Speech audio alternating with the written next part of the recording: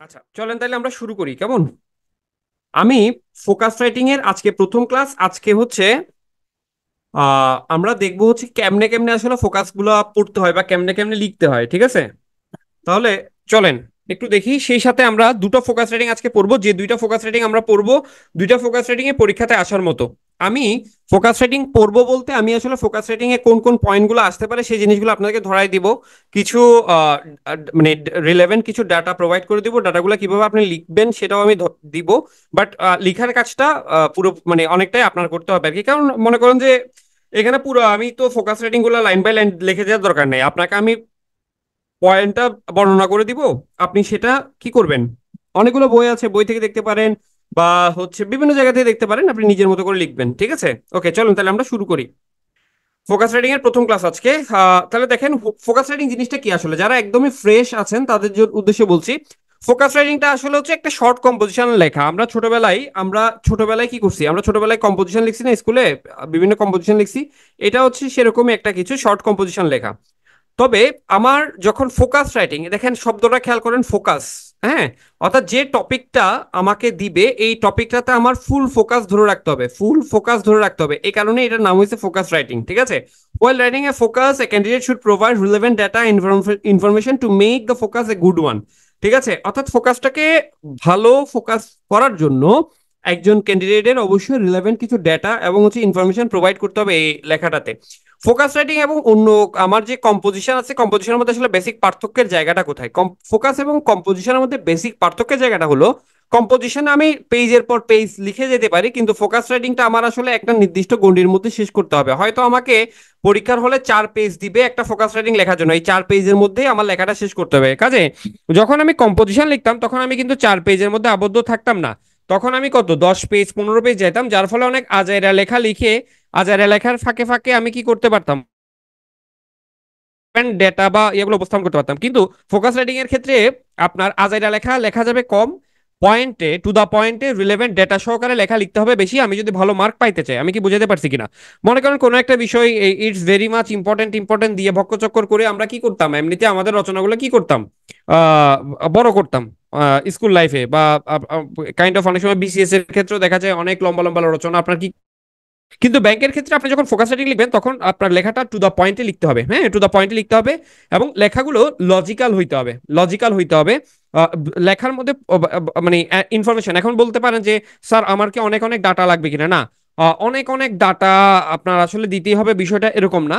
কিন্তু যে বিষয়টা দরকার সেটা হচ্ছে আপনি যেটা লিখতেছেন, আপনি যে একটা লাইন যেটা লিখবেন সেটা যেন যে টপিকে ফোকাস লিখতে বলেছে ওই টপিকের সাথে প্রাসঙ্গিক হয় এবং ওটা যাতে একটা ভ্যালু ক্রিয়েট করে, একটা ইনফরমেশন ক্রিয়েট করে, এই জিনিসটা মাথায় রাখতে হবে, ঠিক আছে? ওকে। আহ তো আর ফোকাস রাইটিং আমি কি করতে পারতাম, গ্রাফ চার্ট টেবল কোটেশন এগুলো আমরা কি করতে পারি, ফোকাসে ব্যবহার করতে পারি। তার মানে এই না যে আমার পুরো খাতাটা গ্রাফ চার্ট টেবল এগুলোতে মানে ভরাই ফেলতে হবে, বিষয়টা কখনো এরকম না। দিতে পারলে ভালো, যতটুকু দিতে পারি, তবে সেটা অবশ্যই রিলেভেন্ট হবে, ইরিলেভেন্ট কিছু লেখা যাবে না। How to write a good focus. আমি দেখেন পরীক্ষার হলে মনে করেন একটা টপিক নিয়ে আমাকে ফোকাস লিখতে দিল, ঠিক আছে? একটা টপিক নিয়ে মনে করেন ফোকাস লিখতে দিল। টপিকটা হইতে পারে এরকম, মনে করেন ইওর, আপনারা ওই যে স্কুলের ছবির কম্পিটিশন করছেন না স্কুল লাইফের, তাহলে ইওর স্কুল লাইফ ধরলাম, আমি ইওর স্কুল লাইফ নিয়ে একটা কি দিল, ফোকাস রাইটিং লিখতে দিল। প্রথমে এই যে স্কুল লাইফ নিয়ে যে ফোকাস রাইটিং লিখতে দিচ্ছে, এই ফোকাস রাইটিংটা লেখার জন্য আমার প্রথমে কি করতে হবে? আমি দেওয়া মাত্র আমি শুরু করে দিতে পারবো না, প্রথমে আমি একটা মাইন্ডসেট রেডি করব, একটা মাইন্ডসেট রেডি করব। এটা এটা কিন্তু এক্সামের জন্য টিপস দিচ্ছি, এটা মাথায় রাখেন। একটা মাইন্ডসেট রেডি করব, মাইন্ডসেট রেডি করব বলতে ইওর স্কুল লাইফ মানে হচ্ছে মাই স্কুল লাইফে আমি আসলে কি কি আনবো, ঠিক আছে? তাহলে এটার জন্য ডেফিনেটলি কি থাকবে, একটা ইন্ট্রোডাক্টরি পার্ট থাকবে। ইন্ট্রোডাক্টরি পার্টের মধ্যে কি থাকবে, সব প্রত্যেকের জন্যই তার স্কুল লাইফটা একটা বিশেষ তাৎপর্য বহন করে, আমার ক্ষেত্রেও আমার স্কুল লাইফ বিশেষ তাৎপর্য বহন করে। আজকে আমি যা তার পিছনে যাদের অবদান, যে যে জিনিসটা সবচেয়ে মানে যে ফেইসটার আমার লাইফে অবদান আছে সেটা হচ্ছে আমার স্কুল লাইফ। তাহলে এটা গেল ইন্ট্রোডাক্টরি পার্ট। হ্যাঁ, তাহলে আমি বুঝলাম কি আমার স্কুল লাইফ নিয়ে একটা কম্পোজিশন লিখতে হলে বা একটা ফোকাস রাইটিং লিখতে হলে প্রথমে আমার কি করতে হবে, একটা ইন্ট্রোডাকশন পার্ট থাকবে। হ্যাঁ, যেটাকে আমি ডিফাইনিং দ্য সাবজেক্ট বলতেছি, একটা ইন্ট্রোডাকশন পার্ট থাকবে।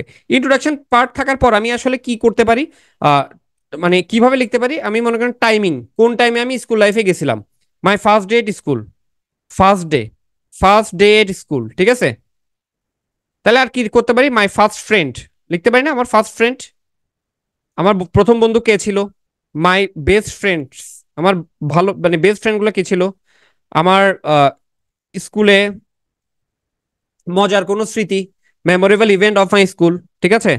আমার স্কুল একাডেমিক রেজাল্ট, হ্যাঁ, এরকম অনেক কিছু, এরকম অনেক কিছু। এই যে দেখছেন, এগুলো হচ্ছে, এই জিনিসগুলোকে বলা হচ্ছে কি, কালেকশন অফ আইডিয়াস। অর্থাৎ আপনাকে লিখতে দিল মাত্র আপনি কলম দিয়ে লেখা শুরু করে দিলে দেখবেন অল্প একটু যাওয়ার পর আপনি আর লিখতে পারছেন না, কারণ আপনি আসলে একটা প্ল্যান করেন নাই লেখার আগে। কাজে একটা ফোকাস, ভালো একটা ফোকাস লেখার আগে আপনার কি করতে হবে, একটা ফোকাস মানে একটা প্রপার প্ল্যান করতে হবে। যেমন মনে করেন আমি যদি বলি যে আপনি কি করবেন, রেমিটেন্স নিয়ে একটা ফোকাস রাইটিং লিখেন। রেমিটেন্স নিয়ে একটা ফোকাস রাইটিং লিখতে হলে প্রথমে আপনি একটা সাজাবেন, কিভাবে সাজাবেন সেটা আপনি প্রথমে চিন্তা করবেন। রেমিটেন্স নিয়ে ফোকাস রাখতে হবে, আমি কি লিখবো? প্রথম হচ্ছে রেমিটেন্স আসলে কি, তাহলে রেমিটেন্সের ডেফিনেশন, রেমিটেন্সের ডেফিনেশন আসবে প্রথমে। তারপর হচ্ছে বাংলাদেশের রেমিটেন্স কোন কোন দেশ থেকে আসে, কোন কোন দেশ থেকে বাংলাদেশের রেমিটেন্স আসে, এটা দেখতে হবে। ইনওয়ার্ড রেমিটেন্সের যে মানে যে সকল দেশে রেমিটেন্স আসে, ওই সকল দেশের তালিকায় বাংলাদেশের অবস্থান কত নম্বরে, এটা আসতে পারে। রেমিটেন্স আমাদের ইকোনমিতে রেমিটেন্সের প্রভাব কি, এটা আসতে পারে। রেমিটেন্স কম আসলে আমাদের ইকোনমি কি হবে, সেটা আসতে পারে। ঠিক আছে, রেমিটেন্স বাড়ানোর কি কি উপায় থাকতে পারে, সেটা আসতে পারে আমার লেখাতে। এরপর কনক্লুশন আসতে পারে। তাহলে দেখেন, এই যে আমি সাজাই নিলাম, আমি আমার ফোকাসে কি লিখবো, রেমিটেন্স কি এটা লিখবো।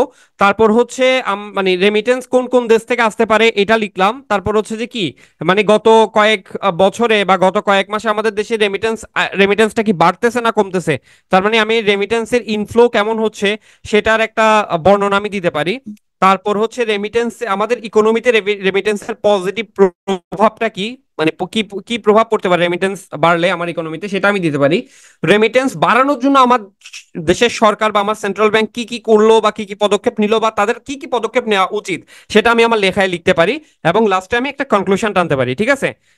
এই যে দেখেন, এটাকে বলা হচ্ছে মেকিং আউটলাইন। অর্থাৎ আপনি কোন কোন জিনিসগুলো রাখবেন, কোন কোন জিনিসগুলো রাখবেন না, সেটা ইয়ে করবেন। তারপর হচ্ছে একটা আউটলাইন রেডি করবেন যে আমি এগুলো রাখবো, এগুলো রাখবো না।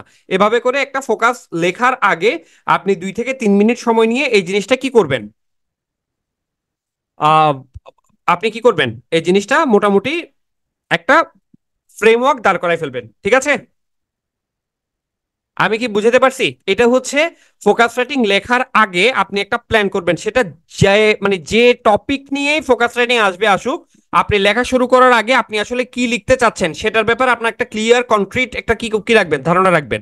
আমি আমার ফোকাসে একটা ইন্ট্রোডাকশন দিব, আমি আমার ফোকাসে যে টপিকটা আছে সেই টপিকের ডেফিনেশন দিব, এই টপিকের কি কি ফিচার আছে, কি কি ক্যারেক্টারিস্টিক্স আছে সেটা আমি দিব, এই টপিকটার কি কি অ্যাডভান্টেজ আছে সেটা আমি দিব, এই টপিকের কি কি ডিসঅ্যাডভান্টেজেস আছে সেটা আমি দিব, এই ডিসঅ্যাডভান্টেজ গুলো দূর করার জন্য কি কি ইনিশিয়েটিভ নেওয়া যায় সেটা আমি দিব, আমি কনক্লুশন টানবো, ঠিক আছে?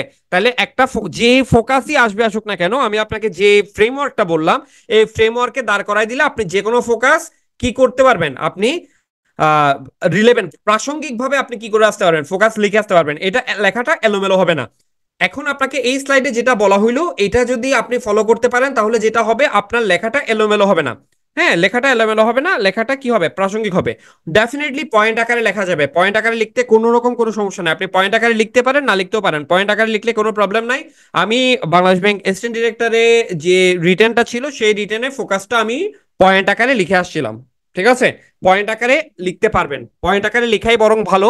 এতে করে যে দিকটা, পজিটিভ দিক যেটা, সেটা হচ্ছে আপনার ইয়াটা হবে না, অর্থাৎ আপনি লক্ষ্যচ্যুত হবেন না। আর পয়েন্টের নাম নাও নাও যদি লিখতে চান, আপনি রাফ পেজের মধ্যে মানে আপনার হচ্ছে রাফ কোয়েশ্চেনের মধ্যে আপনি আউটলাইনটা কি করবেন, ছোট করে লিখে ফেলবেন। আমি প্রথমে ইন্ট্রোডাক্টরি পার্ট দিব, তারপর এটা ডেফিনেশনটা দিব, যে টপিকটা দিছে রেমিটেন্স, যেমন রেমিটেন্স কি সেটা ডেফিনেশনটা আমি দিব।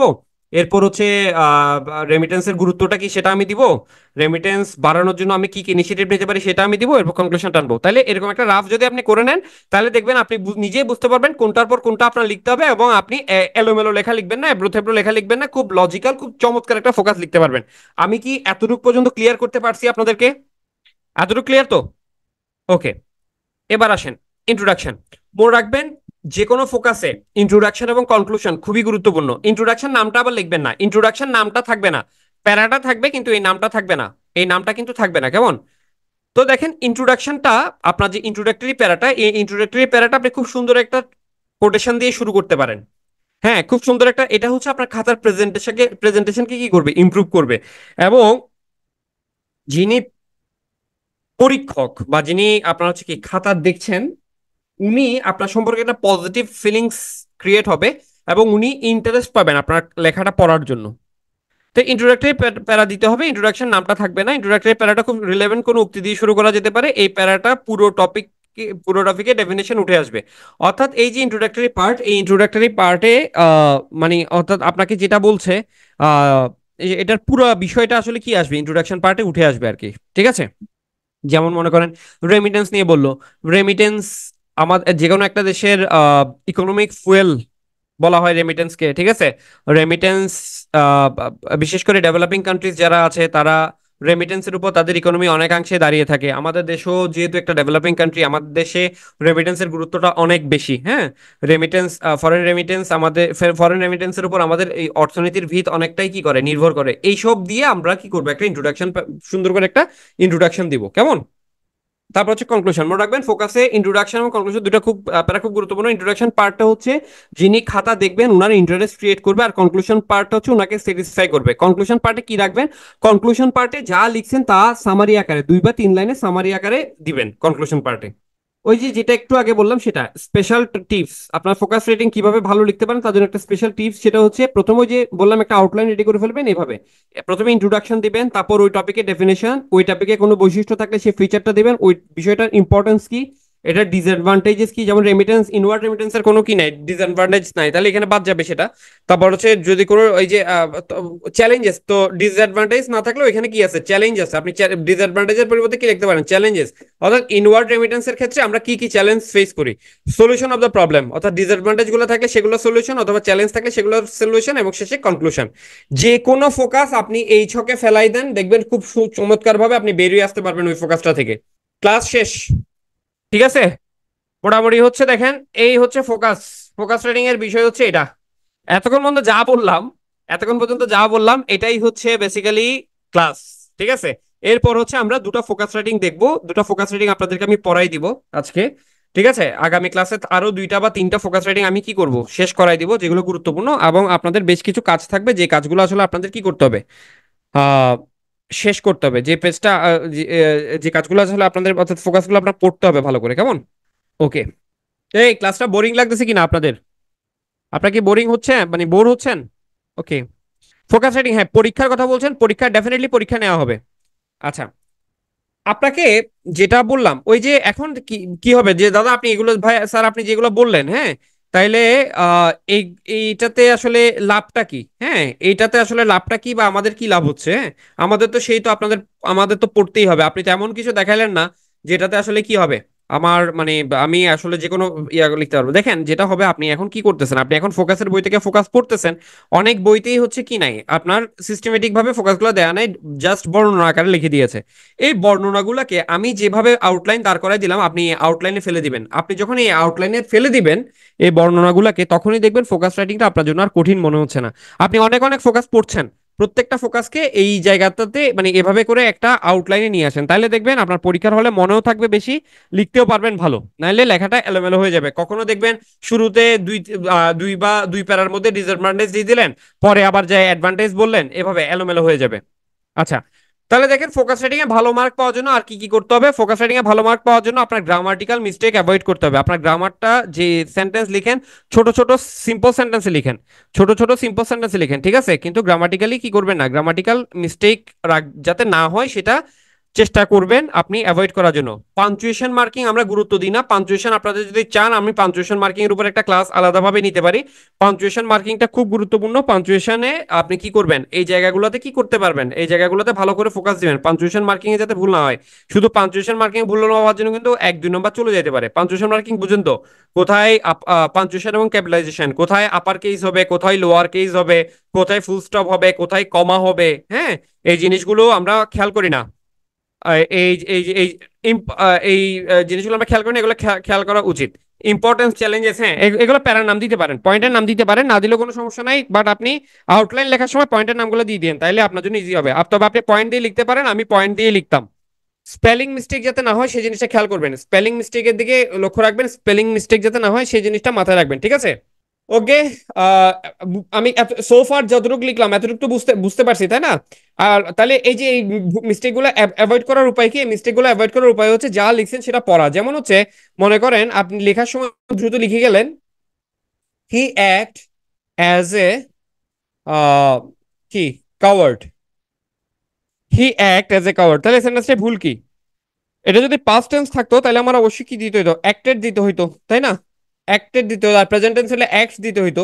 তাহলে দেখেন আমি লেখার সময় এখানে অ্যাজ দিতে হবে এটাও খেয়াল করি নাই, আবার ইডি দিতে হবে, পাস্ট টেন্স হলে ইডি দিতে হবে এটাও খেয়াল করি নাই। এই যে এগুলো আমি জানি কিন্তু আমার লেখার সময় তাড়াহুড়োর কারণে ভুল হয়। তাহলে এই যে দেখেন আমি যখন রিভিশন দিব তখন কিন্তু এটা আমার চোখে পড়বে। So grammatical mistake, spelling mistake এগুলো অ্যাভয়েড করার জন্য যেটা করতে হবে, আপনি ওই লেখা শেষ হওয়ার পর অবশ্যই একবার কি করবেন, রিভিশন দেওয়ার ট্রাই করবেন। আনইউজুয়াল সিনোনিমাস ওয়ার্ড ব্যবহারের ইম্প্যাক্ট কতটুকু? আপনি যদি যত বেশি ভালো শব্দ ব্যবহার করতে পারবেন, ভালো, এটা ভালো, লেখার মানকে বৃদ্ধি করে। কিন্তু আপনি ওয়ার্ডগুলো ব্যবহার করার সময় খেয়াল রাখতে হবে আপনি সেই ওয়ার্ডটার প্রপার স্পেলিংটা জানেন কিনা। মনে করেন আপনি একটা খুব কঠিন ওয়ার্ড ব্যবহার করতে চাইলেন, আপনি জানেন ওয়ার্ডটা কিন্তু সেটার বানানটা আপনি জানেন না, তাহলে কিন্তু ওই ওয়ার্ড ব্যবহার না করাটাই ভালো, ঠিক আছে? ওকে, আসেন আমাদের যে ফোকাস রাইটিং গুলো আসে পরীক্ষাতে, সেই ফোকাস রাইটিং গুলো বেসিক্যালি এই ইস্যুগুলোর উপর আসে। যেমন আপনাদেরকে বলেই দিয়েছে রিসেন্ট টপিকের উপর আসবে, রিসেন্ট টপিকগুলো রিসেন্ট যে কোনো টপিকে আসতে পারে। এর মধ্যে কি আসতে পারে, আবার ব্যাংকিং রিলেটেড ইস্যু, রিসেন্ট যে কোনো ব্যাংকিং রিলেটেড ইস্যু আসতে পারে, ইকোনমি রিলেটেড ইস্যু আসতে পারে, আইসিটি রিলেটেড আসতে পারে, মিসেলেনিয়াস, অর্থাৎ এগুলোর বাইরে যা আছে তা মিসেলেনিয়াস এর মধ্যে পড়বে, ঠিক আছে? তাহলে আপনি যখন ফোকাস রাইটিং পড়বেন অবশ্যই এই টপিকগুলো মাথায় রেখে পড়বেন, এই টপিকগুলো মাথায় রেখে পড়বেন, তাইলে দেখবেন সিলেবাসটা দ্রুত শেষ হবে, এলোমেলো না পড়ে এই এই টপিকগুলো এইভাবে করে মাথায় রেখে পড়বেন। যেমন ব্যাংকিং রিলেটেড যে ইস্যুগুলো আছে, ব্যাংকিং রিলেটেড ইস্যুগুলো আপনি একদিন পড়ে ফেললেন। ইকোনমি রিলেটেড যে ইস্যুগুলো আছে, ইকোনমি রিলেটেড ইস্যুগুলো একদিন পড়ে ফেললেন। আইসিটি রিলেটেড ইস্যু যেগুলো আছে সেগুলো একদিন পড়ে ফেললেন। তো আইসি রিলেটেড ইস্যু কিরকম হতে পারে? যেমন বাংলাদেশে কি আসছে, স্টারলিংক আসছে, এটা কি related issue? ICT related issue না? স্টারলিংক আসছে। তারপর হচ্ছে আমাদের যে 5G যুগে আমরা, এটা কি related issue? ICT related issue না? তাহলে এই যে তারপর হচ্ছে মনে করেন এআই যুগে আমরা যাচ্ছি, হ্যাঁ এআই, এগুলো সবগুলো কি আইসিটি রিলেটেড কিনা? তাহলে আপনি একদিন ফোকাস রিডিং পড়তে গেলে আইসিটি রিলেটেড গুলো টার্গেট করে আইসিটি রিলেটেড যে টপিকগুলো আছে সব একদিন পড়ে ফেলেন, তাহলে দেখেন পড়াগুলো কত ইজিলি চাইলে আমরা সিস্টেমেটিক ওয়েতে শেষ করতে পারি। ব্যাংকিং রিলেটেড ইস্যু যেগুলো আছে ওগুলো একদিনে পড়ে ফেলেন, তাহলে ব্যাংকিং থেকে যে কোনো ফোকাস আসলেই ব্যাংকিং রিলেটেড ইস্যুগুলো আপনার জানা থাকলে আপনি লিখতে পারবেন। ইকোনমি নিয়ে যে কোনো ফোকাস আসলে ইকোনমি রিলেটেড ইস্যুগুলো জানা থাকলে আপনি লিখতে পারবেন, ঠিক আছে? বুঝতে পারছি? তাহলে এতটুকু পর্যন্ত ক্লিয়ার তো? অর্থাৎ আমাদের যে ফোকাস রাইটিং গুলো আছে, যেমন আমি ফোকাসের আপনাদেরকে একটা সাজেশন দিছি না, ফোকাসের যে সাজেশনটা দিছি ওই সাজেশন গুলাকে আপনি কি করে ফেলেন, ওই সাজেশন গুলাকে এই টপিকের বেসিসে ভাগ করে ফেলেন। ওখানের মধ্যে ইকোনমি রিলেটেড যেগুলো আছে সেগুলো দেখে ফেলেন, ওখানের মধ্যে ব্যাংকিং রিলেটেড যেগুলো আছে ওগুলোকে ভাগ করে ফেলেন, ওখানে রিসেন্ট ন্যাশনাল এবং ইন্টারন্যাশনাল ইস্যু যেগুলো আছে এগুলো ভাগ করে ফেলেন, আইসি রিলেটেড যেগুলো আছে ওগুলোকে ভাগ করে ফেলেন, এবার ভাগ করে করে পড়েন। তাহলে দেখবেন পড়াটাও দ্রুত শেষ হবে এবং ওই রিলেভেন্ট টপিকে যা যে ফোকাসটা আপনি পড়ছেন এটার বাইরের যে কোনো ফোকাস আসলো আপনি কি করতে পারবেন, আনসার করতে পারবেন, ঠিক আছে? এতটুকু ক্লিয়ার? সোর্স কই থেকে নেবেন বলতে মানে কিসের সোর্স, ডাটার সোর্স বলছেন না কিসের সোর্স বলছেন আমাকে বলেন তো। যেমন আমি আজকে ইকোনমি রিলেটেডটা পড়াবো, ইকোনমি রিলেটেড পড়াবো, আর ইকোনমি রিলেটেড আর কি কি আপনি দেখতে পারেন সেটার একটা সাজেশন আমি দিয়ে দিব আপনাদেরকে। এর আগে যে ডাটা হচ্ছে বাংলাদেশ ব্যাংক দেখবেন, বিএসএস দেখবেন, sorry BBS, Bangladesh bureau of statistics দেখবেন।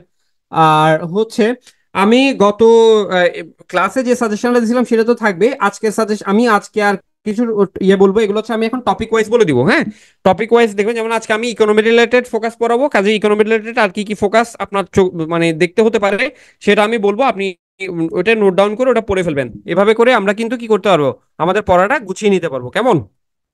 আপনারা কি আমার কথা বুঝতেছেন? মানে কথা সাউন্ডের কথা বলতেছি না, আমি আসলে কিভাবে ক্লাসটা প্রেজেন্ট করতেছি বা আপনার ফোকাসকে আপনাদেরকে আমি মানে ফোকাসের জন্য কিভাবে গাইড করতেছি, আমি যা মেসেজটা দিতে চাচ্ছি, আমি যে মেসেজটা দিতে পারছি এই মেসেজটা কি ক্লিয়ার কিনা? পড়াটা ইম্পর্টেন্ট, বই ইম্পর্টেন্ট না। আপনি নির্ভুল ভাবে আছে এরকম যে কোনো জায়গাতেই পড়তে পারেন। ওকে, তাহলে আসেন আমরা তাহলে শুরু করি। প্রথমে আমরা দেখব ডিভ্যালুয়েশন অফ মানি। এইটা ক্যাশ 2022 সালে ক্যাশ কম্বাইন্ড ক্যাশ অফিসারের একটা ফোকাস রাইটিং আসছিল, এইটা ডিভ্যালুয়েশন অফ মানি, ঠিক আছে? অর্থাৎ এটার বাংলা কি বলেন তো? ডিভ্যালু যে বলতেছি, ডিভ্যালু বলতে আমরা আসলে কি বুঝাচ্ছি, ডিভ্যালু দ্বারা কি বুঝাচ্ছি বলেন? টাকার মান কমে যাওয়া, ভেরি গুড, টাকার মান কমে যাওয়া, ভেরি গুড। তাহলে আমি আপনাদেরকে যেভাবে বলেছি ওভাবে করে ফোকাসটা দাঁড় করাইলে কিভাবে দাঁড় করাবো, একটা ফ্রেমওয়ার্ক বলেন তো। মনে করেন যে ডিভ্যালুয়েশন অফ মানি আসছে, আপনার একটা ফোকাস আছে কজ এন্ড ইম্প্যাক্ট, ঠিক আছে? তাহলে এটাতে আসলে আমাদের কি কি পয়েন্ট আসবে, অর্থাৎ আমি যে লিখবো আমার লেখার ইয়াটা আপনার ফোকাস। এখন আপনি পরীক্ষার হলে বসছেন, তাহলে এটা দেখে আপনার প্রথমে কি কি জিনিস মাথায় আনতে হবে, কি কি জিনিস মাথায় আনতে হবে বলেন তো? ডিভ্যালুয়েশন কি আসবে, প্রথমে ইন্ট্রোডাক্টরি প্যারা আসবে, তারপর what is devaluation of money আসবে, ভেরি গুড, ডেফিনেশন।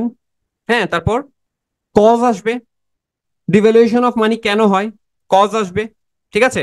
এটার ইফেক্টটা কি, এটার ইম্প্যাক্টটা আসবে, তাই না? এটার ইফেক্টটা আসবে, ঠিক আছে? ওকে, তাহলে চলেন আমরা দেখি। তাহলে আমরা শুরু করি কেমন? তাহলে আমি বলেছি আমাদের ইন্ট্রোডাকশনটা আমরা কিভাবে শুরু করতে বলেছিলাম, বলেন তো? মনে রাখবেন, কোটেশন দিয়ে, এই যে কোটেশন, ঠিক আছে? ইন্ট্রোডাকশনটা শুরু হবে একটা কোটেশন দিয়ে, এই যে এখানে একটা কোটেশন আপনাদেরকে লিখে দিছি। এই কোটেশনটাও হচ্ছে কোথা থেকে নেওয়া জানেন? এই কোটেশনটা নেওয়া হচ্ছে financial financial stability report. Bangladesh ব্যাংকে ফিনান্সিয়াল স্টেবিলিটি ডিপার্টমেন্ট নামে একটা ডিপার্টমেন্ট আছে, ফিনান্সিয়াল স্টেবিলিটি রিপোর্ট। ওনারা ফিনান্সিয়াল স্টেবিলিটি রিপোর্ট দেয়, ঠিক আছে? কারা দেয়? ফিনান্সিয়াল স্টেবিলিটি ডিপার্টমেন্ট, ঠিক আছে? ফিনান্সিয়াল স্টেবিলিটি রিপোর্ট বাই বিবি, মানে বাংলাদেশ ব্যাংক। আপনারা আবার বিবি লিখে দিয়েন না, বাংলাদেশ ব্যাংক পুরোটা লিখবেন। শর্ট ফর্ম লিখলে যারা খাতা দেখেন ওনারা বিরক্ত হন। তাহলে একটা ইন্ট্রোডাক্টরি একটা কোটেশনটা কি? Bangladesh currency taka depreciated by 13.3% against US dollar in 2022, ঠিক আছে? এবার এরপরে আসেন আমরা ইন্ট্রোডাকশন, ডেফিনেশনটা আসবে পরে। ইন্ট্রোডাকশন হচ্ছে পুরা যে টোটাল ডিভ্যালুয়েশনের যে বিষয়টা, এই বিষয়টা নিয়ে আমি ইন্ট্রোডাক্টরি লাইন লিখবো 2 থেকে 3 লাইন, আর ডেফিনেশনটা আসবে এর পরে। Devaluation is the deliberate downward adjustment of the value of country's money relative to another currency, ঠিক আছে? Countries that have a fixed exchange rate or semi fixed exchange rate use this monetary policy tool। তাহলে অর্থাৎ ডিভ্যালুয়েশনটা তারা ইয়ে করে। তাহলে এটা হচ্ছে কি আমার ইন্ট্রোডাক্টরি পার্ট গেল। হ্যাঁ, এবার আসেন কজেস অফ ডিভ্যালুয়েশন, ঠিক আছে?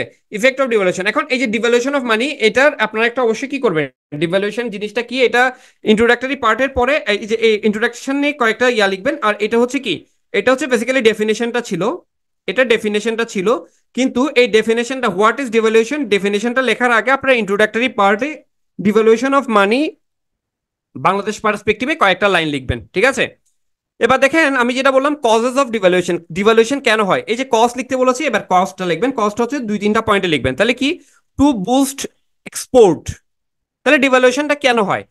এক্সপোর্টকে কি করার জন্য, বুস্ট করার জন্য। কিভাবে ডিভ্যালুয়েশন হলে এক্সপোর্ট কি হয়?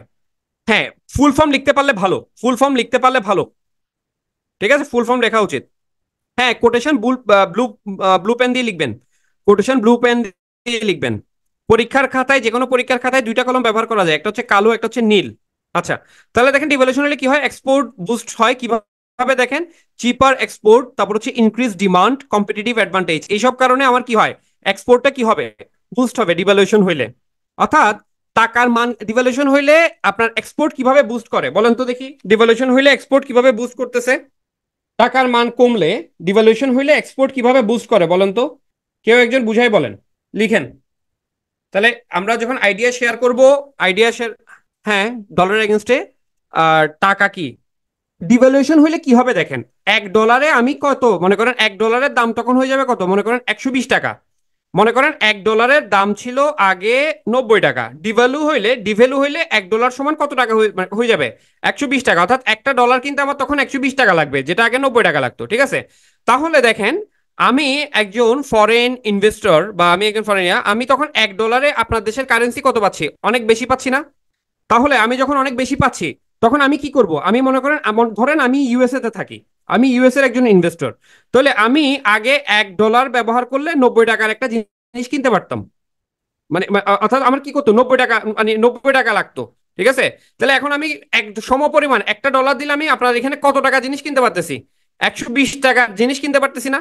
তার মানে আমি কি করতেছি, বেশি ইম্পোর্ট করতে পারতেছি আপনার থেকে, তার মানে এক্সপোর্টটা কি হচ্ছে, বাড়ছে।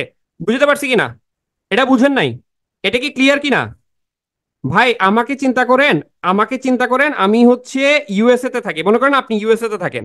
আপনি আগে $1 দিলে 90 টাকা, 90 টাকার জিনিসপত্র বাংলাদেশ থেকে কিনতে পারতেন।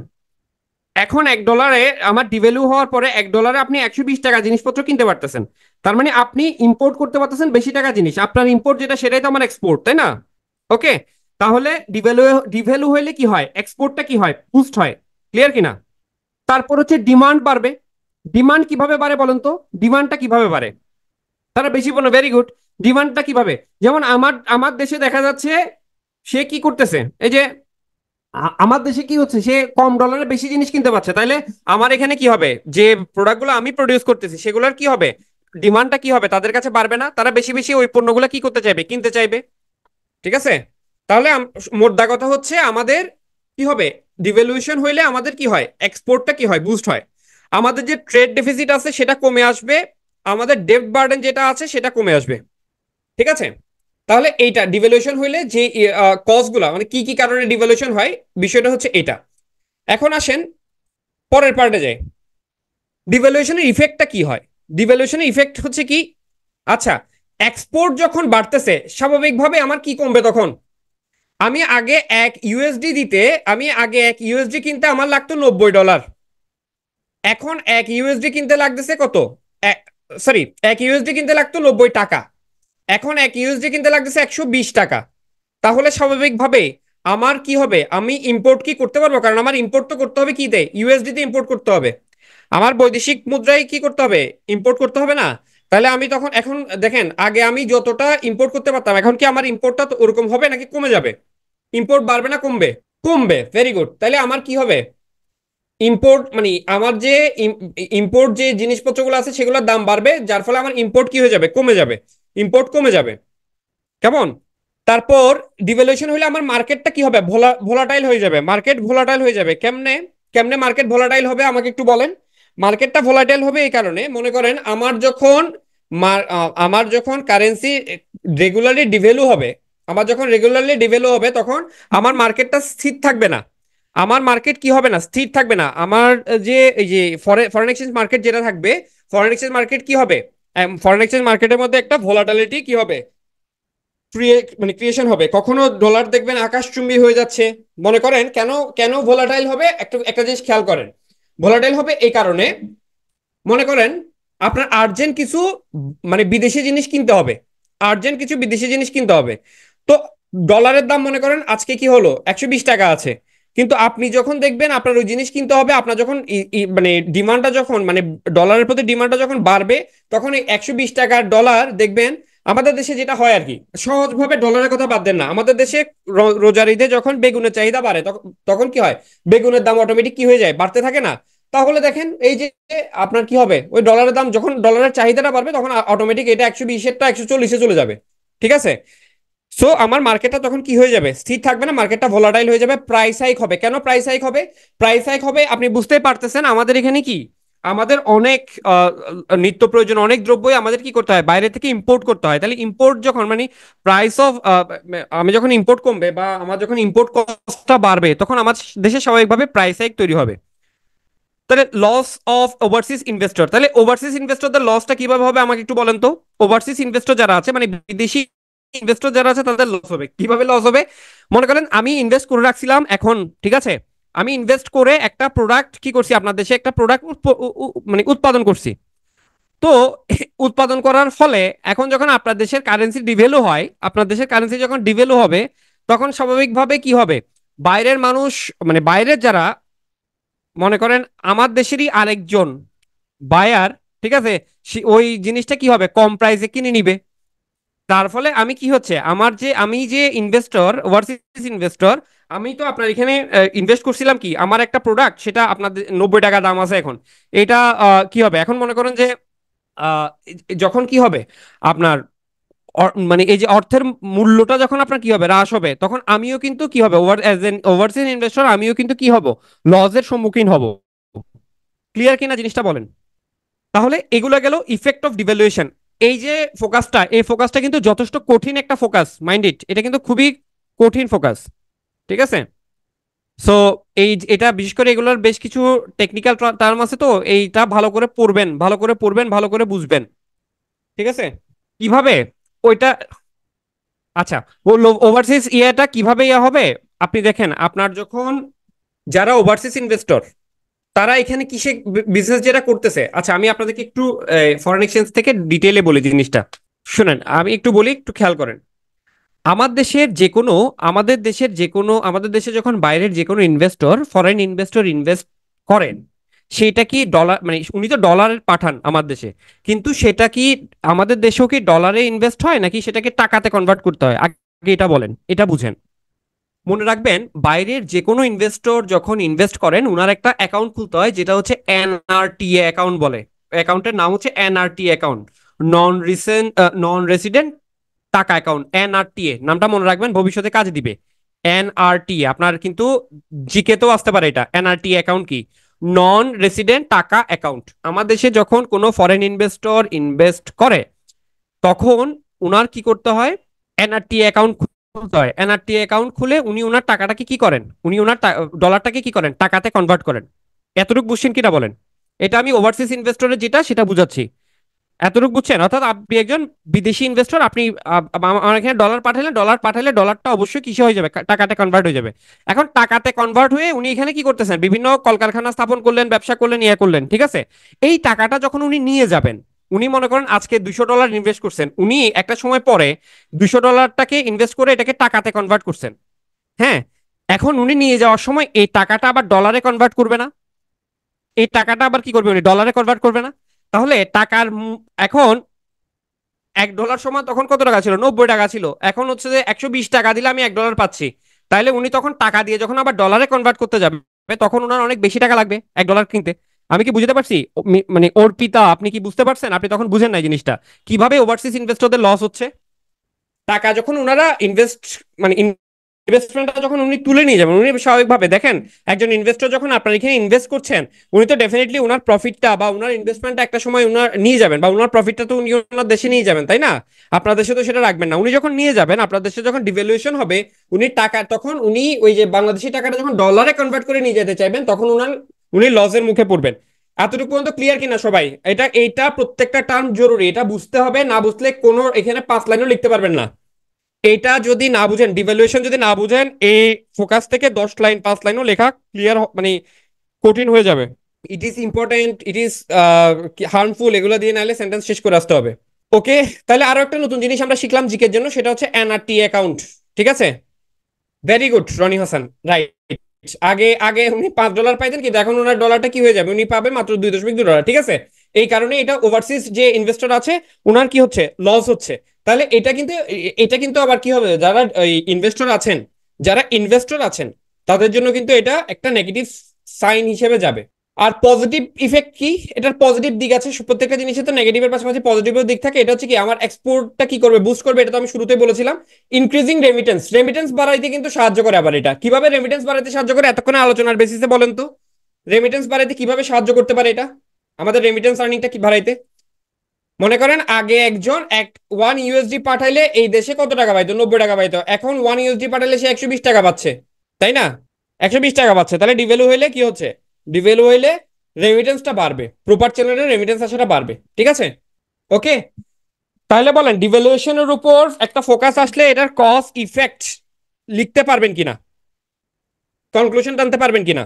তাহলে এটা, এই যে ডিভ্যালুয়েশন অ্যাভয়েড করতে হলে আমার কি করতে হবে, আমার যেটা করতে হবে সেটা হচ্ছে আমার এটা মার্কেটের উপর ছেড়ে দিতে হবে। ঠিক আছে, আমার এই যে ডলারের রেট কত হবে, ডলারের দাম কত হবে সেটা, অর্থাৎ আমার মানে মার্কেটকে আমি কি করতে পারবো না, কন্ট্রোল করতে পারবো না। হ্যাঁ, মার্কেটকে কি করতে হবে না, কি করা যাবে না, আর্টিফিশিয়ালি কন্ট্রোল করা যাবে না। মার্কেটকে মার্কেটের কাছেই ছেড়ে দিতে হবে। মার্কেটে ডিমান্ড এবং মানে আপনার হচ্ছে সাপ্লাইসের ইকুইলিব্রিয়াম পয়েন্ট যেটা, সেই পয়েন্টে ডলারের দামটা কি হইতে হবে, ফিক্সড হইতে হবে। আমি বাধ্য করে রাখতে পারবো না ডলার এত টাকা বা অত টাকা, এভাবে করে ডলার কি করতে পারবো না, ফিক্স করতে পারবো না। আচ্ছা, তাহলে এটা গেল। এখন দেখেন, এই টপিকে লিখতে হইলে তো আপনার কিছু ডাটা থাকা দরকার, তাই না? এখানে আমি কিছু ডাটা দিয়ে দিছি, এখানে আপনার প্রশ্ন হতে পারে এই ডাটাগুলো সবগুলো কি আমার মুখস্থ রাখতে হবে? না, এটা একটা সবগুলো মুখস্থ রাখতে হবে না, আপনি জাস্ট হচ্ছে কি করতে পারেন, এটা একটা মানে কম্পিটিটিভ একটা দিতে পারেন যে কত মানে আমাদের ডলারের মানে কিরকম ছিল আর কি।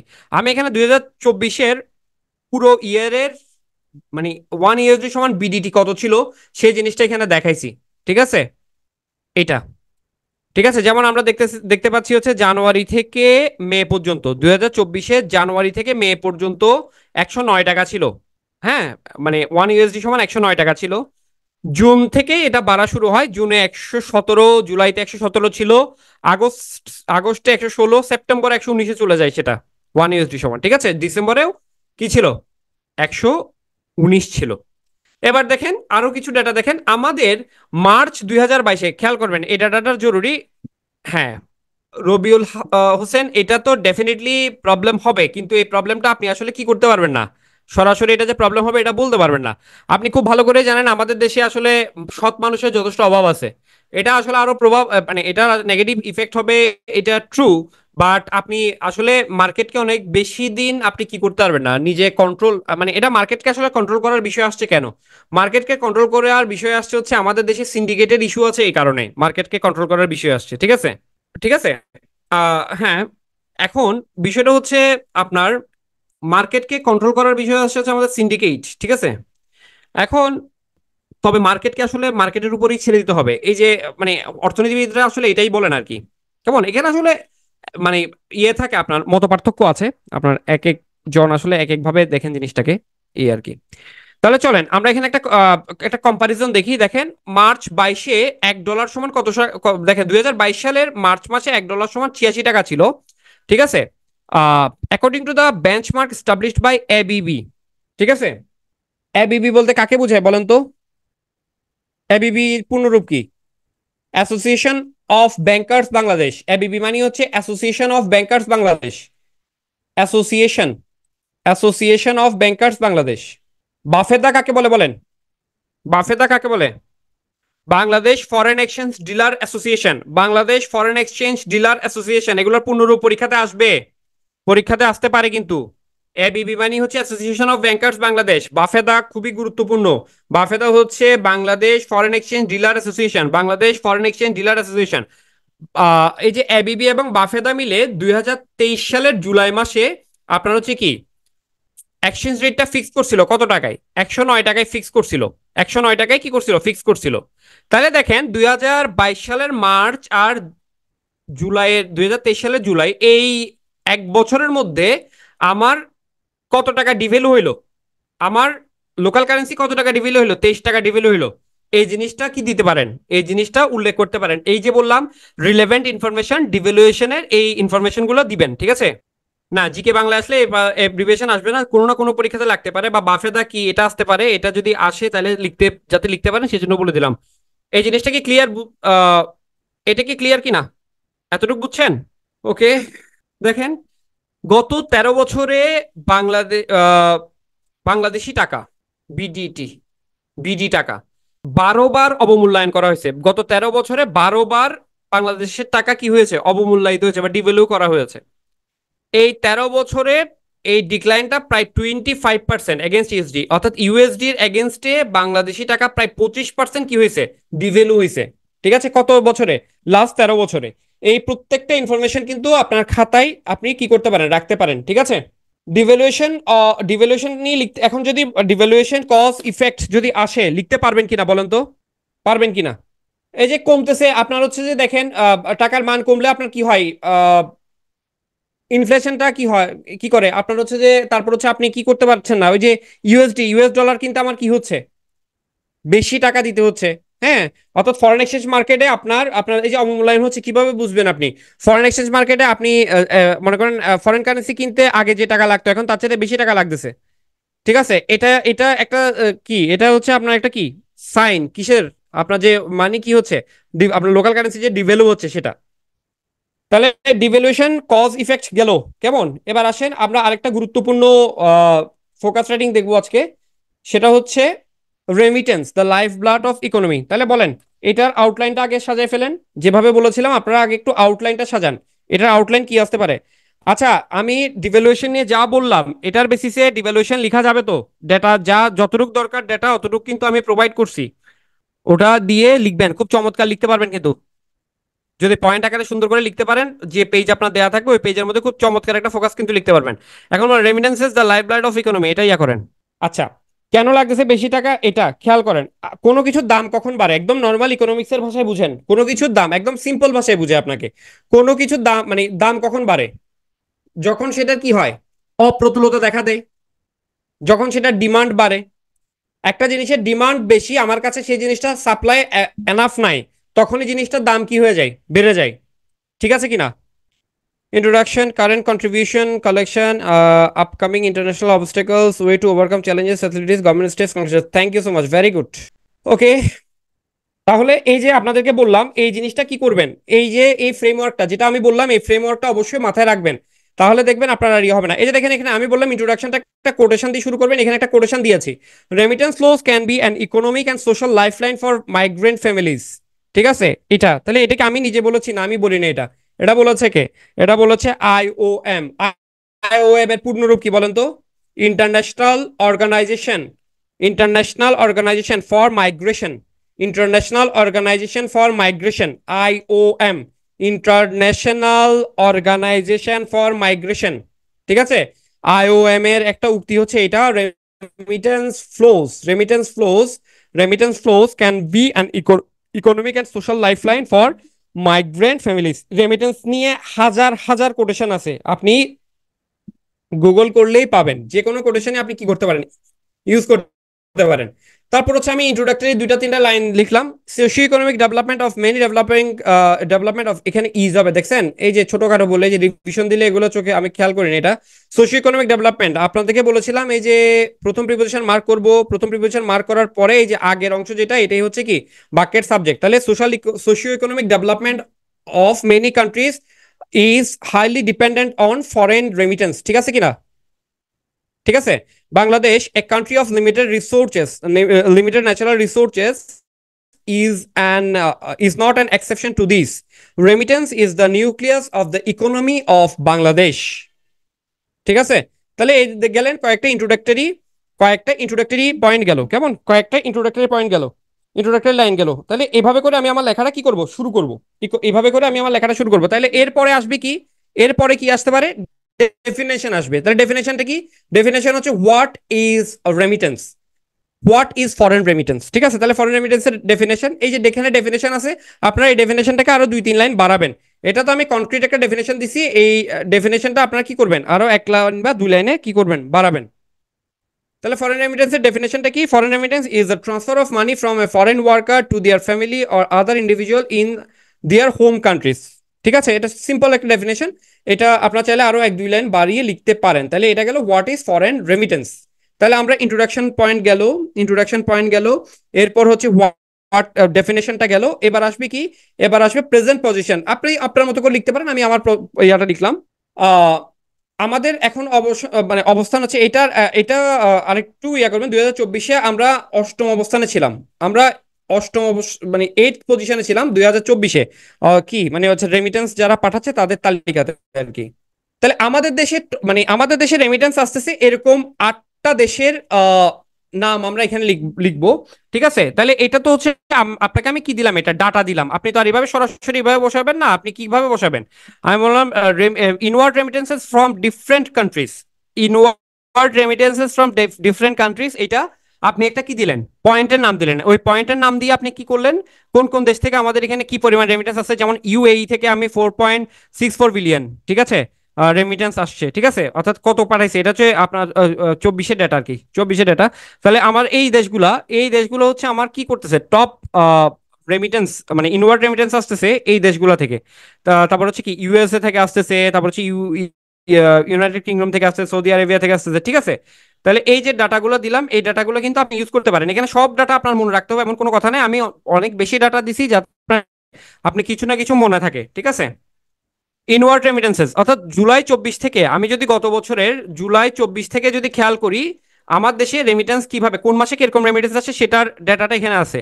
জুলাই 24-এ আসছে 1.91 বিলিয়ন, আগস্টে আসছে হচ্ছে 2.22 বিলিয়ন, ঠিক আছে, সেপ্টেম্বরে 2.40 বিলিয়ন, অক্টোবরে 2.39 বিলিয়ন। তাহলে এগুলো হচ্ছে আমার কোন মাসে কোন রকম রেমিটেন্স আসছে। এটা আমি এভাবে করে প্রেজেন্ট করতে পারি, এই পাশে মান্থ দিয়ে, এই পাশে ইয়ার, সরি এই পাশে হচ্ছে কি দিতে পারি, সরি এই পাশে মান্থ, মান্থ এবং ইয়ার দিয়ে, এই পাশে হচ্ছে আমি কি ইনওয়ার্ড রেমিটেন্সের পরিমাণটা আমি কি করতে পারি, ইউএসডি তে লিখে দিতে পারি একটা ছক আঁকা, তাহলেও সুন্দর হয়।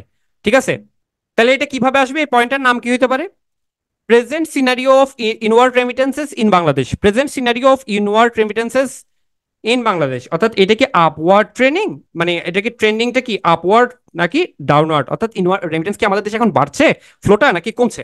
ঠিক আছে, ওকে, তাহলে আমি এখানে এপ্রিল পর্যন্ত, এপ্রিল 2025 পর্যন্ত আপনাকে কিন্তু ডাটা দিয়ে দিছি। দেখেন ডাটা নিয়ে অনেকে দৌড়াদৌড়ি করে, আমি ডাটা কোথায় পাবো বা কি পাবো। ঠিক আছে, হ্যাঁ গ্রাফ করে দেওয়া যাবে, গ্রাফ করে দিলেও আরো সুন্দর হয়। তাহলে আমি কিন্তু আপনার মানে জুলাই থেকে কিন্তু এপ্রিল পর্যন্ত আপনার ইনওয়ার্ড রেমিটেন্সের ডাটা কিন্তু আছে। আপনি কিন্তু এটা ইকোনমি রিলেটেড যে কোনো ফোকাসে আপনি কিন্তু ব্যবহার করার সুযোগ থাকছে। ঠিক আছে, ওকে, আজকে ক্লাস থেকে তাইলে আমরা কি কি পাইলাম, আমরা হচ্ছে রেমিটেন্স ফ্লোটা পাইলাম। আপনি শুধু 2025-এর গুলো যদি চিন্তা করেন, দেখেন 2.9, ইয়াতে কত ছিল, জানুয়ারিতে ছিল 2.19, তারপর হচ্ছে ফেব্রুয়ারিতে কত দেখেন, মার্চে, এপ্রিলে। ঠিক আছে, রোল অফ রেমিটেন্স। এবার আসেন হচ্ছে ওই যে গুরুত্ব, মানে রেমিটেন্সের গুরুত্বটা কি, রেমিটেন্সের গুরুত্ব এগুলো আপনারা লিখতে পারবেন কিনা বলেন। আচ্ছা, রেমিটেন্সের কতগুলো গুরুত্ব আপনারা বলেন তো, ক্লাসের শেষ হোক, কিছু রেমিটেন্সের গুরুত্ব বলেন, আমি পরের স্লাইডটা দেখাবো। রেমিটেন্সের কি কি উপকারিতা আছে বলেন, আমাদের দেশের ইকোনমিক বিল্ড আপে রেমিটেন্সের গুরুত্বটা কি কি বলেন, কয়েকটা পয়েন্টের নাম আপনারা লিখেন। ভেরি গুড, তারপর আর কি আছে বলেন। দুইটা না, অনেকগুলো বলতে হবে তো আপনার, এই পজিটিভ দিক বললে অনেকগুলো বলতে হবে না, শুধু দুইটা বললে হবে, ট্রেড ডেফিসিট কমবে।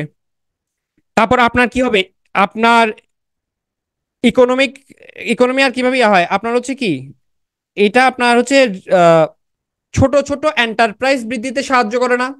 এই যে বাইরে থেকে রেমিটেন্স আসতেছে, যে ফ্যামিলিতে আসতেছে, সে ছোটখাটো একটা ব্যবসা, সে ছোটখাটো একটা কি করবে, ব্যবসা তৈরি করলো, ব্যবসা করলো, এই ব্যবসা করে সে কি করলো, নিজেকে কি করলো, সলভেন্ট করলো, তাই না। তাহলে দেখেন ব্যালেন্স অফ কি, আপনার হচ্ছে কি কিভাবে দেখেন, ব্যালেন্স অফ পেমেন্ট মেনটেন করার জন্য রেমিটেন্স গুরুত্বপূর্ণ। ফরেন এক্সচেঞ্জ রিজার্ভ আপনারা অলরেডি বলেছেন, আমাদের জিডিপি বাড়ানোর জন্য এটা গুরুত্বপূর্ণ, পার ক্যাপিটা ইনকাম বাড়ানোর জন্য গুরুত্বপূর্ণ, establish small business, reduce poverty দারিদ্রতা দূর করার জন্য, টু গ্রো সেভিংস, মানুষের মধ্যে কি করে, এটা সেভিংস বাড়ায়। তাহলে এতগুলো পয়েন্ট আছে, এই পয়েন্টগুলো ছোট ছোট করে আপনারা কি করবেন, লিখবেন। ঠিক আছে, রোল অফ রেমিটেন্স, কেমন, পারবেন না, রোল অফ রেমিটেন্স পারবেন না, লিখতে পারবেন না, রেমিটেন্স লিখতে পারবেন কিনা। আচ্ছা, তো দেখেন আপনারা যখন কি করবেন, এই যে boost foreign exchange reserve, foreign exchange reserve যখন এই পয়েন্টটা লিখতেছেন, তাহলে আপনি গত 2 বছর বা 3 বছরে, গত 2 বছর বা 3 বছরে ফরেন এক্সচেঞ্জ রিজার্ভের একটা ইয়া আপনি দিতে পারবেন না, একটা চিত্র আপনি কি দিতে পারবেন কিনা, ফরেন এক্সচেঞ্জ রিজার্ভের, ফরেন এক্সচেঞ্জ রিজার্ভ কত, পারা যাবে না। আচ্ছা, জিডিপি, আপনি জিডিপির পয়েন্টটা লিখতেছি, জিডিপির পয়েন্টটা লিখতে গেলে, জিডিপির পয়েন্টটা লিখতে আপনি কিছু আহ, আপনার হচ্ছে গত 3 বছরের জিডিপির প্রবৃদ্ধি কি ছিল সেটা দিতে পারবেন না, পার ক্যাপিটা ইনকাম, গত 3 বছরের পার ক্যাপিটা ইনকাম। তাহলে এই যে ডাটাগুলো ইউজ এখানে করবেন। ঠিক আছে, তাহলে দেখেন ওই যে ফরেন এক্সচেঞ্জ রিজার্ভের ডাটা জানা থাকলে, আপনি যদি জিডিপি ডাটা জানা থাকে, পার ক্যাপিটা ইনকাম জানা থাকে, তাহলে পারবেন। ঠিক আছে, ওকে, এগুলো লিখলে আপনার লেখার মানটা কি হবে, বাড়বে। হ্যাঁ, তাহলে এটা গেল হচ্ছে রোল অফ রেমিটেন্স। এবার আসেন, আপনাদের যদি দরকার হয় ডেটাগুলো আমি আপনাদেরকে কালেক্ট করে দিব, সমস্যা নাই, আপনাদের কি লাগবে সেটা শুধু বলবেন। চ্যালেঞ্জেস, তাহলে দেখেন কি কি চ্যালেঞ্জ আছে, এই যে রেমিটেন্স, আমাদের যে ইনওয়ার্ড ফরেন রেমিটেন্স আছে, এখানে আসলে কি কি চ্যালেঞ্জ আমরা ফেস করতে পারি। দেখেন পৃথিবীর বিভিন্ন দেশে এখন কিন্তু স্কিল লেবার ফোর্স ছাড়া আসলে কাজ করা যাচ্ছে না, কাজ করা ডিফিকাল্ট হয়ে যাচ্ছে, বা আমার যদি স্কিল না থাকে পৃথিবীর বিভিন্ন দেশে কিন্তু আমি গিয়ে আর সেই কাজটা করতে পারবো না। ঠিক আছে, তাহলে আমার কি করতে হবে, স্কিল লেবার ফোর্স ইয়া করতে হবে। আর আমি যদি স্কিল লেবার ফোর্স প্রোভাইড করতে পারি, তাহলে কিন্তু বাইরে অনেক বেশি ইনকামের চাকরি কিন্তু আমি করতে পারবো। ঠিক আছে, মিনিমাইজিং টেকনোলজিক্যাল, আপনার হচ্ছে কি মিনিমাইজিং টেকনোলজিক্যাল গ্যাপ, অর্থাৎ দেশে, মানে একটা দেশের সাথে আরেকটা দেশের যে টেকনোলজিক্যাল গ্যাপ আছে সেটা দূর করতে হবে। মনে করেন আপনি, মনে ফর এক্সাম্পল আমি একদম ছোট করে এক্সাম্পল দিয়ে, মনে করেন একটা দেশে কি হয়, কাজকর্মগুলো তারা কি করে কম্পিউটার, আপনি এক্সেল কি সেটা জানেন না, তাহলে আপনার একটা গ্যাপ রয়ে গেছে, এই গ্যাপ থাকতে পারবে না। হ্যাঁ, তারপর হচ্ছে হুন্ডি বাদ দিয়ে আপনার কি করতে হবে, হুন্ডি অ্যাভয়েড করে ফর্মাল চ্যানেলে রেমিটেন্স এনশিওর করা, এটা একটা বিগ চ্যালেঞ্জ। নতুন লেবার মার্কেট তৈরি করা, এটা আরেকটা চ্যালেঞ্জ, আপনার যে লেবার মার্কেট গুলো আছে এটাই। হ্যাঁ, এর বাইরে যদি নতুন লেবার মার্কেট তৈরি না হয়, তাহলে আপনার যে এক্সিস্টিং লেবার মার্কেট আছে সেখানে যদি কোনো কারণে আপনার লেবার ফোর্স মানে তারা যদি ভিসা অফ করে দেয়, তাহলে কিন্তু আপনি কি করতে পারছেন না, আপনি কিন্তু আপনার হিউম্যান ক্যাপিটাল কি করতে পারছেন না, এক্সপোর্ট করতে পারছেন না। কাজে আপনার ক্রিয়েটিং নিউ লেবার মার্কেট এটাও কিন্তু একটা বিগ চ্যালেঞ্জ। ঠিক আছে, চ্যালেঞ্জগুলো আমরা দেখলাম। এবার আমরা যেটা মানে স্টেপ ফ্রম গভর্নমেন্ট, গভর্নমেন্ট মানে তো আসলে আপনি যে সেন্ট্রাল ব্যাংক কি চিন্তা করতে পারেন, তাহলে কি হইতে পারে মানে গভর্নমেন্ট কি করতে পারে, প্যাট্রিয়টিক অ্যাওয়ারনেস তৈরি করতে পারে কাদের মধ্যে, মানুষের মধ্যে। তো কিভাবে প্যাট্রিয়টিক অ্যাওয়ারনেস ক্রিয়েট করলে কি হবে, প্যাট্রিয়টিক অ্যাওয়ারনেস ক্রিয়েট করলে যেটা হবে সেটা হচ্ছে সে একটা মানুষ বাইরে গেছে, সে কাজ করতেছে, সে চিন্তা করবে আমি যে কাজ করতেছি আমি যদি প্রপার চ্যানেলে কি করতে পারি, টাকাটা যদি দেশে পাঠাই তাহলে আমার দেশের উপকার হবে। হ্যাঁ, সে আমার দেশকে কি করতে পারে, বাইরে ব্র্যান্ডিং করতে পারে। তাহলে মনে করেন একজন আমার দেশের একজন অ্যারিস্টোক্রেট ফ্যামিলির মানুষজন বাইরে গেছে, মনে করেন বাইরে সে মানে অনেক প্রভাবশালী। হ্যাঁ, বাইরে মনে করেন যে সে বেশ ভালো প্রভাব বিস্তার করে, বাইরে তার অনেক টাকা পয়সা অর্থ প্রতিপত্তি আছে। তাহলে সে তার মধ্যে যদি প্যাট্রিয়টিক অ্যাওয়ারনেসটা থাকে বা প্যাট্রিয়টিক জিলটা থাকে, তাহলে সে কি করতে পারে, বাংলাদেশে কিন্তু কি করতে পারে, আপনার হচ্ছে ওই রেমিটেন্স গুলো পাঠানোর ব্যাপারে বা প্রপার চ্যানেলে পাঠাবে এই জিনিসটা কিন্তু সে সেখানে এনশিওর করতে পারে। তারপর হচ্ছে দেখেন আপনার হচ্ছে যে ওই যে ব্যাংকিং সেক্টরে ব্যাংকিং সার্ভিসটা সিম্পলিফাই করা, অর্থাৎ আমি রেমিটেন্সটা প্রপার চ্যানেলে পাঠাবো, আমার ফ্যামিলি মেম্বার ব্যাংকে গিয়ে কোনো রকম কোনো কি করতে হবে না, কোনো প্যারা নিতে হবে না, সে ব্যাংকে যাবে রেমিটেন্সের টাকাটা তুলে আনতে পারবে। ঠিক আছে, ইনসেনটিভ, আমি রেমিটেন্স যারা পাঠাবে, যারা ভালো মানে প্রপার চ্যানেলে হুন্ডি বাদ দিয়ে যারা প্রপারলি রেমিটেন্স আমার দেশে পাঠাবে, তাদের জন্য আমি কি করতে পারি, ইনসেনটিভ, যেমন 2.5% ইনসেনটিভ কিন্তু দিয়েছিল ব্যাংকগুলা। ঠিক আছে, এমএফএস মোবাইল ফিনান্সিয়াল সার্ভিস যেটা আছে সেটাকে কি করতে হবে, ইমপ্রুভ করতে হবে। দেখেন এখন মানুষজন আসলে সময় বাঁচাতে চায়, কেউ আসলে ব্যাংকে মানে ব্যাংকে ফিজিক্যালি গিয়ে আসলে কোনো ট্রানজেকশন করবে এইটার মানে অনেকের জন্য আসলে ওই সময়টা ম্যানেজ করা টাফ। তাহলে ব্যাংকগুলো যদি এমএফএস মানে মোবাইল ফিনান্সিয়াল সার্ভিসটা আরো কি করতে পারে, আপনার হচ্ছে কি অ্যাক্টিভলি চালু করতে পারে, তাইলে কিন্তু এটাও অ্যাট্রাক্ট করতে সাহায্য করবে। ক্রিয়েটিং অ্যাওয়ারনেস রিগার্ডিং, এটা রিগার্ডিং হবে রিগার্ডিং সে নো টু হুন্ডি। তো হুন্ডি কে না বলুন, এই অ্যাওয়ারনেসটা আমার কি করতে হবে, তৈরি করতে হবে। হুন্ডি কিভাবে কাজ করে, হুন্ডি কাজ করে হচ্ছে মনে করেন আপনি বিদেশে আছেন, আপনি মিস্টার এক্স আপনি বিদেশে আছেন, আমি বাংলাদেশে আছি। ঠিক আছে, আপনি আমাকে ফোন করে বললেন আমার ফ্যামিলিকে, আমার একজন প্রতিনিধি মনে করেন আপনার দেশে থাকে, অর্থাৎ আপনি মনে করেন ইউএই তে আছেন, আমি বিডিতে আছি। হ্যাঁ, আপনি আমার জন্য কি পাঠাবেন, যদিও আপনারা আমি জানি চাকরি পাইলে একবেলা ট্রিটও দিবেন না, তারপরেও তর্কের সাথে খাতিরে ধরে নিলাম আর কি, আপনার আমার জন্য কি পাঠাবেন, আহ রেমিটেন্স পাঠাবেন। তো রেমিটেন্স পাঠাতে গেলে আপনি কি করবেন, ব্যাংকিং চ্যানেল না পাঠায় আপনি কি করতেছেন, আপনি আমার জন্য পাঠাবেন, আপনি কি বললেন ওই যে এখানে আমার এক আত্মীয় আছে, মানে যার একজন ইয়া আবার ইউএ তে থাকে। আপনি কি বললেন, আমার এই আত্মীয়কে ফোন করে বললেন যে আমাকে কি করতে, 5 লাখ টাকা দিয়ে দাও, আমি তোমার আত্মীয়কে এখানে কি দিয়ে দিচ্ছি, ওই পরিমাণ মানে রিয়াল দিয়ে দিচ্ছি। ঠিক আছে, আমি জানি না ইউএ এর মুদ্রার নাম কি, রিয়াল বা কিনা, বা আমি আসলে শিওর না, এটা ভুলে গেছি আমি। যাই হোক, হুন্ডিটা কিভাবে কাজ করে বুঝছেন কিনা, অর্থাৎ আপনি দিরহাম, সরি দিরহাম। তাহলে দেখেন আপনি এখানটা এখানে ম্যানেজ করে দিলেন, দিরহাম এখানটা এখানে ম্যানেজ করে দিলেন, অর্থাৎ আহ ওখান থেকে টাকাটা আপনি প্রপার না দিয়ে ইউএই তে যে থাকে তাকে আপনি ওই পরিমাণ দিরহাম দিয়ে দিলেন, আর যাকে দিছেন সে তার এক প্রতিনিধি কে দিয়ে আমার কাছে কি করলো, ওই পরিমাণ টাকা দিয়ে দিল। তার মানে প্রপার ব্যাংকিং চ্যানেলে যখন আসলো না, তাইলে এই ডলার মানে ফরেন রেমিটেন্সটা আর আমার দেশে আসা হইলো না। হুন্ডিটা আসলে এভাবেই কাজ করে। ঠিক আছে, ওকে। ওকে, এরপর হচ্ছে আপনি কি করবেন, একটা কনক্লুশন পয়েন্ট টানবেন, কনক্লুশন পয়েন্ট টেনে আপনি কি করবেন, লেখাটা শেষ করবেন। ঠিক আছে, তাহলে আজকে ক্লাস হচ্ছে এই পর্যন্তই। আপনাদেরকে দুটো ফোকাস, গুরুত্বপূর্ণ দুটো ফোকাস রাইটিং বললাম, আপনারা এই দুটো ফোকাস অর্থাৎ জাস্ট আমি দেখাইলাম হচ্ছে আপনি ইকোনমি রিলেটেড আর মানে কিভাবে ইয়া করতে পারেন আর কি। তাহলে এখন আপনাকে যদি আমি বলি, তাহলে ইকোনমি রিলেটেড আর কি কি ফোকাস আপনি পরীক্ষার জন্য দেখতে পারেন, ইকোনমি রিলেটেড আর কি কি ফোকাস দেখতে পারেন আপনি, আহ, আপনি দেখতে পারেন micro finance role in rural Bangladesh, খুবই গুরুত্বপূর্ণ ইকোনমি রিলেটেড, আপনার ইয়ার মধ্যে খুব গুরুত্বপূর্ণ। আমি গত সাজেশনও দিয়েছিলাম এটা, মাইক্রো ফাইন্যান্স, মাইক্রো ফাইন্যান্স ইস্যুটা আপনি দেখতে পারেন। FDI and Bangladesh, foreign direct investment and Bangladesh, এটা আপনি দেখতে পারেন। আপনার টোটাল কি কি বিষয়ে, এটা লিস্ট তো দিয়ে দিয়েছি ক্লাসের শুরুতেই। আমি এখন ইকোনমি রিলেটেড আর কি কি দেখতে পারেন সেটা বললাম, দুইটা তো আমি দেখাইছি, আর এখানে আর কয়েকটা বলতেছি। মাইক্রো ফাইন্যান্স নিয়ে আপনি দেখতে পারেন, তারপর হচ্ছে এফডিআই ফরেন ডিরেক্ট ইনভেস্টমেন্ট নিয়ে দেখতে পারেন। ঠিক আছে, ব্লু ইকোনমি খুব বেশি দরকার নাই আসলে, এটা পুরান হয়ে গেছে। ঠিক আছে, ইনভেস্টমেন্ট সামিট, ওই যে এফডিআই বললাম, এফডিআই এর মধ্যে চলে আসবে, ইনভেস্টমেন্ট সামিট যেটা এটা এফডিআই এর মধ্যে চলে আসবে আর কি। ঠিক আছে, এই মোটামুটি ইকোনমি রিলেটেড এগুলো দেখলেই চলে। ঠিক আছে, তারপর আপনি আরেকটা দেখতে পারেন, বাংলাতে একটা ইয়া দেখতে পারেন, সেটা হচ্ছে অর্থপাচার। অর্থপাচারের যে বিষয়টা আছে, অর্থপাচার, এই বিষয়টা দেখতে পারেন। তারপর হচ্ছে challenges, challenges facing by BD economy in near future. অর্থাৎ সামনে বাংলাদেশের অর্থনীতি কি কি চ্যালেঞ্জের সম্মুখীন হতে পারে এগুলা। তাহলে এই কয়েকটা আপনি হচ্ছে কি করতে পারেন, ইকোনমি রিলেটেড আমি যে দুইটা পড়ালাম, সাথে হচ্ছে বাকি এই তিনটা যেগুলো বললাম, এগুলো দেখলে ইকোনমি রিলেটেড যে ফোকাসই আসবে আসুক না কেন আপনি লিখতে পারবেন। ঠিক আছে। ট্রেড ওয়ার ইন বাংলাদেশ, এটা লিখতে পারেন। এটা আবার হচ্ছে ওই আমি আপনাকে বললাম সমসাময়িক যে বিষয় আছে না, ঋণ খেলাপি, এটা ব্যাংকিং রিলেটেডে চলে আসবে। এই ঋণ খেলাপি এটা ব্যাংকিং রিলেটেড চলে আসবে। ওই ট্রেড ওয়ারটা হচ্ছে সমসাময়িক ইস্যুর মধ্যে চলে আসবে। ঠিক আছে। ওই যে এই এটা আচ্ছা, আর একজন বলছেন যে আটটা লিখলে, শুনেন, আটটা লিখলে সব ফোকাস লেখা যায়, এটা ট্রু। কিন্তু ওই লেখার আসলে কোনো ভ্যালু নাই আর কি। ওই লেখায় 35 আপনি 5-6 পাবেন, 5-7 পাবেন, চাকরি হবে না, আপনি লিখে আসতে পারবেন আর কি। এইটা আটটা ফোকাসে সব লিখবে, এটা কারা লিখবে জানেন? যারা আসলে ইংরেজি লিখতেই পারে না। এটা ওই যে অল ইন ওয়ান এরকম একটা প্যারাগ্রাফ আমরা ছোটবেলায় ক্লাসে দেখতাম, ওই যে জায়গায় জায়গায় শুধু প্যারাগ্রাফের নামগুলো চেঞ্জ হয়ে যেত। ওই লেখার আসলে ভ্যালু নেই। আপনি একটা লেখা লিখবেন, লেখাটা যথেষ্ট মানসম্মত হইতে হবে। ঠিক আছে। ওই যেগুলো ব্যাংকিং রিলেটেড আসবে। হ্যাঁ। ঠিক আছে, তাহলে আজকে এতটুকু কেমন আপনাদের? আচ্ছা, ফোকাসের আপনারা বলেন, ফোকাসের ক্লাসটা করে আপনাদের মানে উপকার আসলো কিনা?